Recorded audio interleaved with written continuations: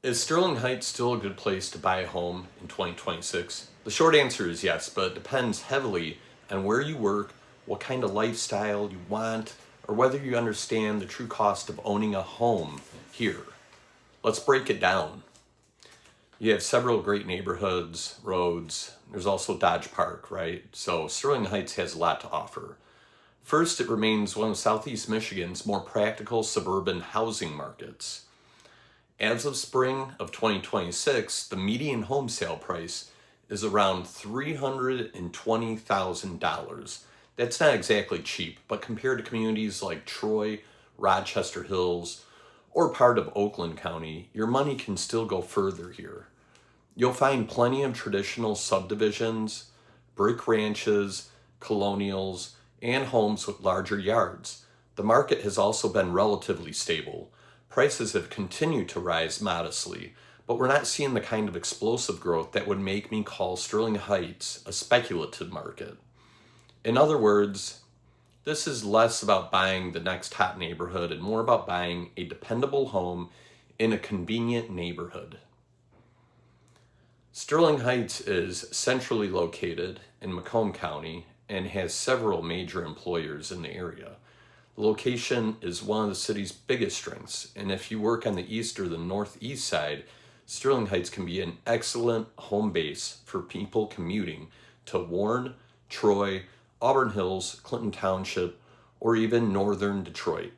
You have access to M53, M59, Van Dyke, and I-696. If you work at the GM Tech Center with an automotive supplier or somewhere along the M59 corridor, the location can make a lot of sense. But if you commute every day to Novi, Dearborn, downtown Detroit, or especially Ann Arbor, I would think twice. Crosstown traffic can turn an affordable house into a frustrating daily routine. Sterling Heights also continues to offer many of the qualities suburban buyers are looking for. It has comparatively low violent crime for a city of its size, established city services, and continued investment in parks and trails.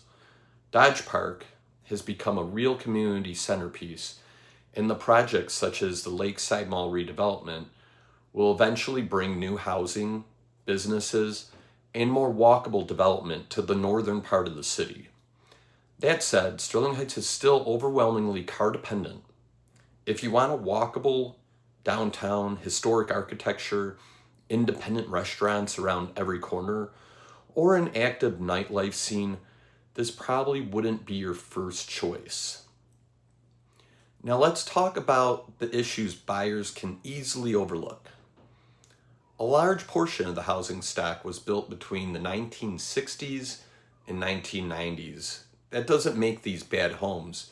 Many are in terrific condition. However, the age matters. Before buying, pay close attention to the roof, windows, HVAC system, electrical service, basement, sewer line, and any history of water intrusion. Flood and drainage risk can also vary from one property to the next, particularly near the Clinton River and local drains. Checking the flood map is a good starting point, but I'd also ask about past basement water, review disclosures carefully, and get an insurance quote for that specifically. Schools are everywhere in Sterling Heights.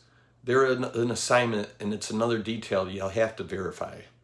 Sterling Heights is served by multiple school districts, including Utica Community Schools and Warren Consolidated Schools. Two houses located only a short distance apart may feed into two different schools. Never assume the school district based only on the mailing address. Confirm the assigned schools for the exact property before you make an offer. And here is probably the biggest financial warning. Do not use the seller's current property tax bill to estimate what you will eventually pay. In Michigan, a property's taxable value will generally uncap after a transfer of ownership.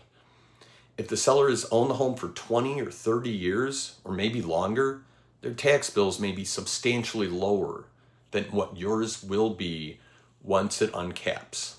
Run the property through Michigan's tax estimator using your expected purchase price, then include homeowners insurance, any flood coverage, and realistic monthly maintenance costs. So is Sterling Heights still a good place to buy in 2026? Yes, for the right buyer.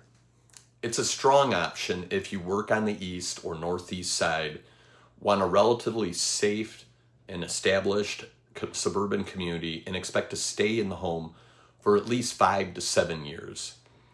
I would focus on quieter interior subdivision, good access to your actual workplace, the correct school assignment for your needs, and homes with documented updates. I would be more cautious if you work west of I-75, want a highly walkable lifestyle, or would be stretching your budget before accounting for the post-purchase tax increase. Sterling Heights might not be Southeast Michigan's flashiest market, but for buyers who prioritize value, convenience, and stability, it can still be a very smart place to call home. Would you buy in Sterling Heights? Or is another Southeast Michigan suburb a better deal in 2026? Let me know what city you want me to break down next. Have a terrific day.